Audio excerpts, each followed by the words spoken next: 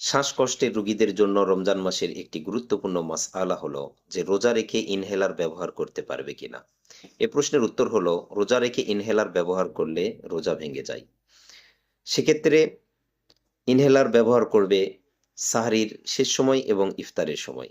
আর যদি দিনের বেলা ইনহেলার ব্যবহার করতেই হয় তাহলে রোজা ভেঙে যাবে, কিন্তু দিনের বাকিটি অংশ অন্যান্য অন্যান্য রোজাদারের মতোই উনি কাটাবেন এবং রমজান শেষে এই রোজাগুলোর কাজা আদায় করবেন।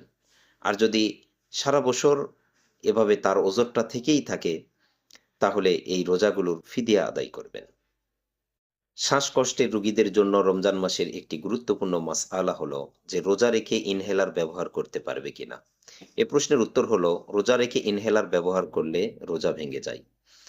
সেক্ষেত্রে ইনহেলার ব্যবহার করবে সাহরির শেষ সময় এবং ইফতারের সময়। আর যদি দিনের বেলা ইনহেলার ব্যবহার করতেই হয় তাহলে রোজা ভেঙে যাবে, কিন্তু দিনের বাকিটি অংশ অন্যান্য অন্যান্য রোজাদারের মতোই উনি কাটাবেন এবং রমজান শেষে এই রোজাগুলোর কাজা আদায় করবেন। আর যদি সারা বছর এভাবে তার ওজরটা থেকেই থাকে তাহলে এই রোজাগুলোর ফিদিয়া আদায় করবেন।